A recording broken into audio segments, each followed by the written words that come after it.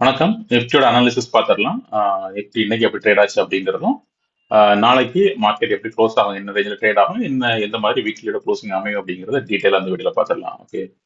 So நம்ம நேற்றுக்கு video already தெளிவாக சொல்லியிருந்தோம் இல்லை. ஒரு பாசிட்டிவ் நியூஸ் வந்து மார்க்கெட் பெருசாக அப்பில் போனாலும் இம்மிடியட்டா லாங் போகிறதுக்கான பாசிபிலிட்டிஸ் இப்போதைக்கு இல்லை அப்படிங்கிறத சொல்லியிருந்தோம். ஒரு கன்ஃபர்மேஷனுக்காக வெயிட் பண்ணணும். ஏன்னா இந்த நியூஸஸ் வந்து எப்போ வேணாலும் சேஞ்ச் ஆகலாம். அதுக்கேற்ற மாதிரி இன்னும் பேச்சுவார்த்தை ஸ்டார்ட் ஆகல. ஃப்ரைடே தான் ஸ்டார்ட் ஆகுதுன்னு நினைக்கிறேன். இன்னைக்கு நைட்டு தான் ஸ்டார்ட் ஆகிறதுக்கான வாய்ப்புகள் இருக்கும். அதுக்கு முன்னாடியே சின்ன சின்ன நெகட்டிவ் நியூஸஸ் மறுபடியும் வர ஆரம்பிச்சிடுச்சு. ஓகே. ஸோ நியூஸை பேஸ் பண்ணி ட்ரேட் பண்ற வரைக்கும் மார்க்கெட் இந்த மாதிரி ஓலாட்டல்ல தான் இருக்க போகுது. ஓகே. ஸோ முன்னையோட ட்ரேடிங்கும் என்ன சொல்றது, 24,000த்துல ஒரு ஒரு ஸ்ட்ராங்கான ரெசிஸ்டன்ஸ் இருக்கு அப்படிங்கிறத ஆல்ரெடி அப்டேட் பண்ணியிருந்தோம். 24,000ல இருந்து 23,000ங்கிறது ஒரு ஸ்ட்ராங்கான ரெசிஸ்டன்ஸ் ஜோன் அப்படிங்கிறது நேற்றையோட வீடியோல சொல்லியிருந்தோம். இன்னைக்கு 24,000 கிராஸ் பண்ணாமலே மார்க்கெட் வந்து ரிஜெக்ஷன் கொடுக்க ஆரம்பிச்சிருக்கு. ஓகே. ஸோ இன்னைக்கு மார்னிங் நம்ம லைவ்லயும் டெலகிராம்ல லைவ் லெவல் அப்டேட் பண்ணியிருந்தோம். நம்மளோட டார்கெட் வந்து டவுன் சைடில் தான் இருந்துச்சு. 23,740யும் 23,600ம் இன்னைக்கு ரேஞ்ச் வச்சிருந்தோம். இது வரைக்கும் வரலாம் அப்படிங்கிறது தான் இன்னைக்கு எதிர்பார்த்தோம். ஓகே. ஸோ மார்க்கெட் கொஞ்சம் கொஞ்சமா இந்த டவுன் சைடை பிரேக் பண்ணி நம்ம லெவலில் நோக்கி வர ஆரம்பிச்சிருந்துச்சு. ஓகே. ஸோ ஒரு 2-3 ப்ராபபிலிட்டிஸ் ஒரு 11 மணிக்கு இருந்தா கூட ஒரு சைட்வைஸ் மார்க்கெட் போகும்போது ஒரு 3 ப்ராபபிலிட்டிஸ் வாய்ப்பு இருந்தா கூட நம்ம வந்து மோஸ்ட்லி அந்த டவுன் சைடு மார்க்கெட் கீழே வரும் அப்படிங்கிறத எதிர்பார்த்தோம். டவுன் சைடில் தான் ஃபோக்கஸ் பண்ணுறதுன்னு சொல்லியிருந்தோம். அதுக்கேற்ற மாதிரியே கொஞ்ச நேரத்தில் 23,740ங்கிறது இது வரைக்கும் போய் கூட கீழே வரலாம் அப்படிங்கிறது தான் அப்டேட் பண்ணியிருந்தோம். அதே மாதிரியே மார்க்கெட் இங்க இருந்து இதுல இருந்து இது வரைக்கும் போய்கிட்டு அப்படியே ஒரு ஸ்மூத்தான ஒரு டவுன் ட்ரெண்ட் கொடுத்து ப்ராப்பரா கீழே வந்துருக்கு. 23,740ங்கிறது ஒரு ஸ்ட்ரைட் லைன்ல ப்ராப்பரா அந்த டார்கெட் ட்ரிகர் ஆயிருக்கு. ஓகே. ஸோ ஃபர்தரா இன்னும் டவுன் ட்ரெண்ட் வரும். 23,640 630 வரைக்குமே லெவல் வச்சிருந்தோம். பட் ஆனா என்ன சொல்றது, இந்த சேனல் பார்ட்டிகுலர் ட்ரேட் ஆகும்போது செகண்ட் ஹாஃப்ல 3 மணிக்கு அப்புறமா இதுல ஒரு சின்ன பிரேக் அவுட் கொடுத்து இதுல மேலே க்ளோஸ் ஆயிருக்கு. ஸோ ஃபர்ஸ்ட் டார்கெட் ரீச் ஆயிருக்கு. செகண்ட் டார்கெட் இன்னும் வரல நிப்டில. ஓகே. ஸோ அப்பதான் இன்னைக்கு க்ளோஸ் ஆயிருக்கு. சார்ட்ல பார்த்துடலாம் அப்படின்னு. ஓகே. சார்ட்ல பார்த்தோம்னா நிப்டி ஓப்பனிங் டவுன் சைட் இருந்துச்சு. அதுக்கப்புறமா ஒரு சின்ன சைட்வேஸ். அதுக்கப்புறமா க்ளோசிங்கை பார்த்தா ஒரு சின்ன இன்ட்ராடேல ஒரு சின்ன பாசிட்டிவ் க்ளோசிங்னு சொல்லலாம். இன்னையோட க்ளோசிங் எப்படின்னா, இன்ட்ராடேல இதுல ஒரு சின்ன head and shoulder pattern form ஆகுறது ஸ்டார்ட் ஆயிருக்கு. 5 மினிட்ஸ்ல தான். ஓகே. அதனால பெருசாக worry பண்ணிக்க வேண்டியது இல்லை. 5 மினிட்ஸ்லங்கிறது பெரிய ரொம்ப நேரம் சஸ்டெயின் ஆகுது அப்படிதானே. So இப்போதைக்கு இப்படி ஒன்றும் ஃபார்ம் ஆயிருக்கு. ஓகே. ஆனால் அதனுடைய மார்க்கெட் முடிஞ்சிருச்சு. சரி, இப்படி ஃபார்ம் ஆக ஆரம்பிச்சிருக்கு. ஸோ நாளைக்கு இது கண்டினியூ ஆகுதுன்னா எப்படியே இந்த ட்ரெண்ட் இப்படியே ஃபார்ம் ஆகி இது வரைக்கும் வந்துச்சுன்னா ஹெட் அண்ட் ஷோல்டர் எடுத்துக்கலாம் 5 மினிட்ஸ்ல. இது ஒரு சின்ன அப் ட்ரெண்ட். 5 மினிட்ஸ்ல தான் வந்திருக்குன்ற ஒரு சின்ன அப் ட்ரெண்ட். மேக்ஸிமம் இது வரைக்கும் 23,900 டெஸ்ட் பண்றதுக்கு மறுபடியும் போகலாம். 23,900 அதை பிரேக் பண்ணி 24,000 வரைக்குமே மறுபடியும் போறதுக்கான வாய்ப்புகள் இருக்கலாம். ஒருவேளை இது கொஞ்சம் ஏர்லியரா வந்துருந்துச்சுன்னா இன்னைக்கு இந்த பிரேக் அவுட் நடந்து மார்க்கெட் மறுபடியும் இந்த டே ஓப்பனிங்லயே போய் க்ளோஸ் ஆகிறதுக்கான வாய்ப்புகள் இருக்கும். பட் ஆனால் இது வந்து என்ன சொல்றது, லேட்டாக தான் நடந்திருக்கு. அதுக்கு முன்னாடியே மார்க்கெட் க்ளோஸ் ஆயிடுச்சு. ஸோ நாளைக்கு பார்ப்போம் இது ஃபங்க்ஷன் ஆகுதா, ஒர்க் ஆகுதா இல்லையா அப்படிங்கிறத பார்ப்போம். அதுக்கு முன்னாடி ஏதாவது நியூஸஸ் வந்துடுச்சுன்னா மறுபடியும் நியூஸை பேஸ் பண்ணி மூவ் ஆக ஆரம்பிச்சிருச்சுன்னா என்ன சொல்றது, இந்த அப் ட்ரெண்ட் நம்ம எதிர்பார்க்க முடியாது. ஓகே. ஸோ ப்ளஸ் வந்து இந்த யூஎஸோட பேச்சுவார்த்தை இன்னைக்கு நைட்டுன்னு நல்லது இல்லை, இந்த ஃப்ரைடே இல்லை, ஃப்ரைடேனா நாளைக்கு. ஸோ நாளைக்கு நைட்டு தான் அந்த டைம்ல ஸ்டார்ட் ஆகிறது வாய்ப்பு இருக்கு. ஸோ நாளைக்கு பெருசா நியூஸ் ஏதாவது இருக்குமா இல்லையாங்கிறது தெரியல. மேக்ஸிமம் டெக்னிக்கலா ஃபாலோ பண்ணலாம்னு நினைக்கிறேன். ஓகே. இதுல ஸோ இப்போதைக்கு இன்டர்டேல ஒரு சின்ன 5 மினிட்ஸ்ல ஒரு சின்ன அப் ட்ரெண்டை இண்டிகேட் பண்ணுது. ஓகே. இந்த கன்ஃபர்மேஷனால இண்டிகேட் பண்ணுது. ஒருவேளை மார்க்கெட் இந்த ரேஞ்சுக்கு மேல ஓப்பன் ஆகுதுன்னா 23,800 மேல ஓப்பன் ஆகுதுன்னா இதை பிரேக் பண்ணணும். ஃபர்ஸ்ட் 23,850 ஒரு வீக் ரெசிஸ்டன்ஸ். இதை பிரேக் பண்ணுச்சுன்னா நம்ம 24 வரைக்கும் ட்ரை பண்ணலாம். ஓகே. ஏன் 24 வரைக்கும் ட்ரை பண்ணலாங்கிறதுக்கு இன்னொரு ரீசனும் இருக்கு. ஓகே. டைம் ஃப்ரேம் மதிப்போம். சரி, ஒன் டேல நம்ம இது ஏற்கனவே பார்த்தது தான். அந்த சேனல் பட்டன்ல நிப்டி ட்ரேட் ஆகிட்டு இருக்கிறது ஏற்கனவே பார்த்தது தான். ஓகே. சரி, நிப்டி இந்த மாதிரி இந்த சேனல் பட்டன்ல ட்ரேட் ஆகிட்டு இருக்கு அப்படிங்கிறத ஏற்கனவே பல வீடியோல எக்ஸ்பிளைன் பண்ணியிருப்பேன். இந்த இதுல ரெசிஸ்டன்ஸ் அப்புறம் கீழே சப்போர்ட் எடுத்து சப்போர்ட்டுல வந்தோம்னா அதுல இருந்து அப்படியே பவுன்ஸ் பேக் ஆகி மேல மார்க்கெட் போயிட்டு இருக்கு. இப்போ ரெசிஸ்டன்ஸ் நோக்கி போகுது. நம்ம இது வரைக்குமே போகணும் பார்த்தீங்க இந்த 24,200 வரைக்கும் போறதுக்கான வாய்ப்புகள் இருந்துச்சு. ஆனா சரி, நேற்றுக்கு இது வரைக்கும் வந்திருக்கு. ஸோ இன்னைக்கு இது வரைக்கும் போய்கிட்டு அதுக்கப்புறமா மறுபடியும் சேனல் பட்டனை ஃபாலோ பண்ணி டிஜெக்ஷன் வந்து கீழே வரலாம் அப்படிங்கிறது தான் நம்மளோட வியூவா இருந்துச்சு. அப்படிதான் இப்படிதான் வரணும் அப்படிங்கிறது வியூவா இருந்துச்சு.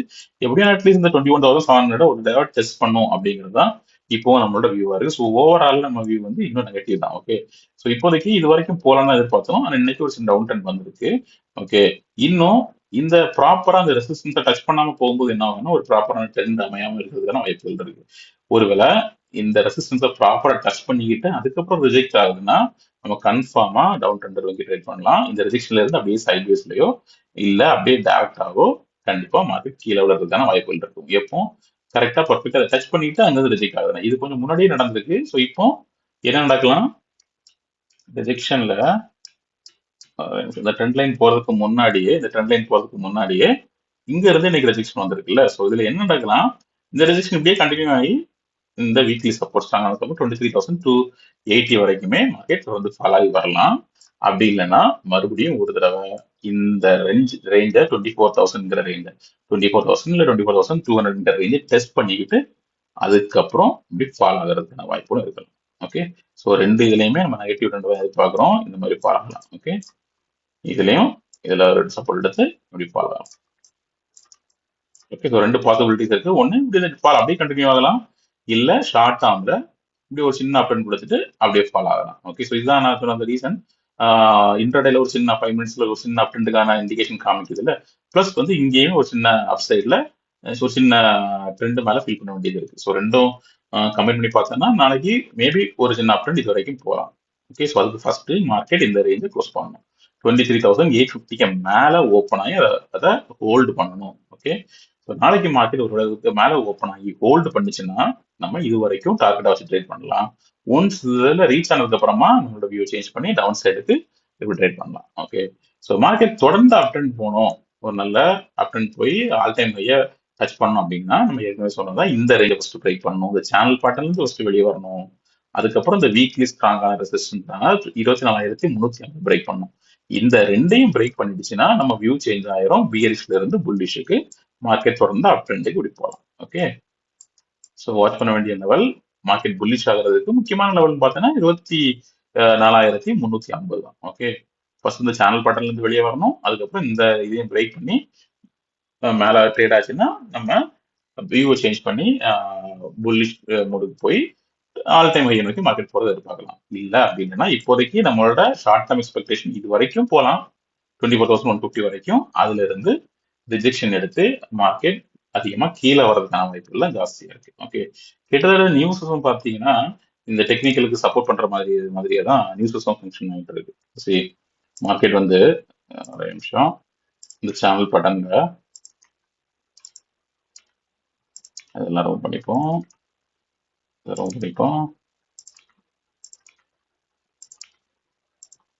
ஓகே. சரி, நியூஸஸும் டெக்னிக்கலும் கிட்டத்தட்ட ஒரே மாதிரி தான் ஒர்க் ஆகுது. ஆனா நியூஸஸ்னால வரக்கூடிய எஃபெக்ட் வந்து இந்த கேப் தான், பெரிய கேப். எல்லா கேண்டில்கள்லயும் பெரிய பெரிய கேப் இருக்கும் டெய்லி கேண்டில். ஓகே.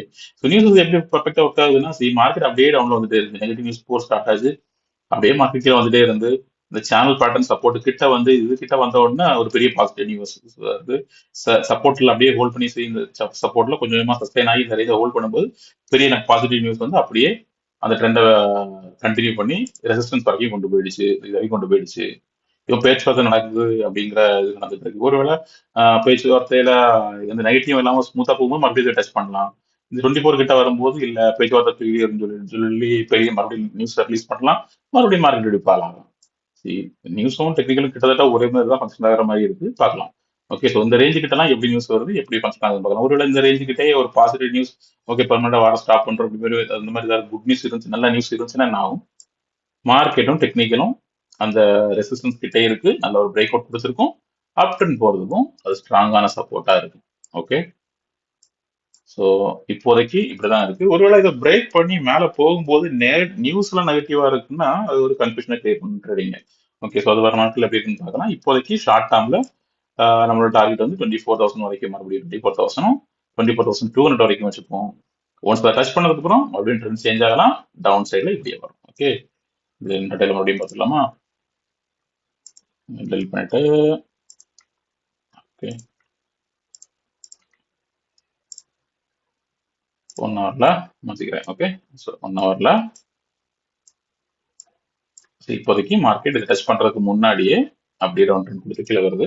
இதுல இன்னொரு விஷயம் பார்க்க வேண்டியது என்னன்னா, இப்போதைக்கு இந்த ட்ரெண்ட் லைனை இன்னும் டச் பண்ணல அப்படிங்கறத பார்க்குறோம். இது நான் ட்ரேடிங் வியூ சார்ட்ல பார்த்துட்டு இருக்கேன்.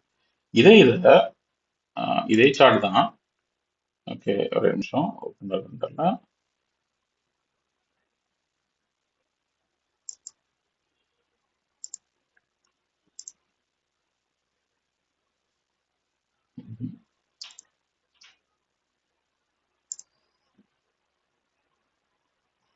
ஓகே, இதே சார்ட் தான். அப்படியே கொஞ்சம் பெருசாக்கிக்கிட்டு சரி, இதே ட்ரேடிங் வியூ சார்ட் தன்ல வச்சிருக்கிறேன். ஓகே, தன்ல அதே சேனல் பேட்டர்ன் தான். பட் ஆனா அதுல இதையும் கனெக்ட் பண்ணி டே சார்ட்ல வச்சோம்னா கிட்டத்தட்ட அது கம்ப்ளீட் ஆன மாதிரி காமிக்குது. ஓகே, கிட்டத்தட்ட அந்த கிட்டே கம்ப்ளீட் ஆன மாதிரி காமிக்குது. இதுவும் நிஃப்டி தான், இதுவும் ட்ரேடிங் வியூ தான். பட் தன்னோட பிளாட்ஃபார்ம்ல நம்ம இனிஷியலா பார்த்தது ட்ரேடிங்கோட ஒரிஜினல் பிளாட்ஃபார்ம்ல இது வந்து 200ங்கிற இதுகிட்ட தான் டச் ஆகுது. 25 இதே தான் கனெக்ட் பண்ணியிருக்கேன். சரி, 24,200ங்கிற ரேஞ்சு கிட்ட தான் ரெசிஸ்டன்ஸ் இருக்கு. அதே சார்ட் அதே மாதிரி அதே பட்டன்ல அப்படியே கனெக்ட் பண்ணா இங்க வந்து ரொம்ப க்ளோஸாவே இருக்கு, 24,000லேயே இருக்கு. ஓகே, இது எந்த மாதிரியான கன்ஃபியூஷன் தெரியல. பட் ஸ்டில் நம்ம ஒரு 24,000 ஒரு ஸ்ட்ராங்கான ரெசிஸ்டன்ஸா வச்சுக்கலாம். ஓகே, 24,000 ஒரு ஸ்ட்ராங்கான ரெசிஸ்டன்ஸ் இதை வச்சுக்கலாம். ஸோ இது வரைக்கும் இப்போதைக்கு 24,000 வரைக்கும் போறதுக்கு ஷார்ட் டேர்ம்ல வாய்ப்புகள் இருக்கு. ஓகே, 1 ஹவர்ல ஷார்ட் டேர்ம்ல 24,000 வரைக்கும் போறதுதான் வாய்ப்புகள் இருக்கு. அதுல இருந்து ரிஜெக்ஷன் வரலாம்.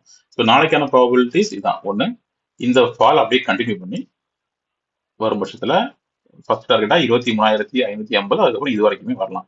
23,300 வரைக்கும் மார்க்கெட் ஃபால் ஆகலாம். இதை ஹோல்ட் பண்ணும்போது இந்த சப்போர்ட்டை இன்னைக்கு இந்த வகையில சப்போர்ட் எடுத்திருக்கு. ஓகேவா, மார்னிங்கே ஓப்பன் ஆகி இது வரைக்கும் வந்துச்சு 23,740ங்கிறது.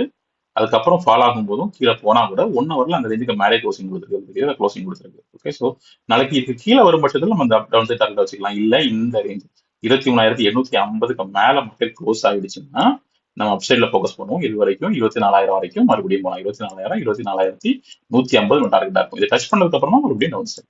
ஓகே, ஸோ நாளைக்கு இதான் வியூவா இருக்கும். லைவ் மார்க்கெட்ல எப்படி ட்ரேட் ஆகுது அப்படிங்கறத பேஸ் பண்ணி வழக்கமான டெலிகிராம் சேனல்ல லைவ் டைரக்ஷன்ஸ் போஸ்ட் பண்றேன். அதோட லிங்க் வந்து டிஸ்கிரிப்ஷன்ல இருக்கு. டெலிகிராமோட லிங்க் டிஸ்கிரிப்ஷன்ல இருக்கு, ஜாயின் பண்ணிக்கோங்க. யூடியூப் சப்ஸ்கிரைப் பண்ணிக்கோங்க. வீடியோ பிடிச்சிருந்தா லைக் பண்ணுங்க. உங்களோட வியூ ஃபீட்பேக் எதுவாக இருந்தாலும் கமெண்ட்ல ஷேர் பண்ணுங்க. Okay, thank you.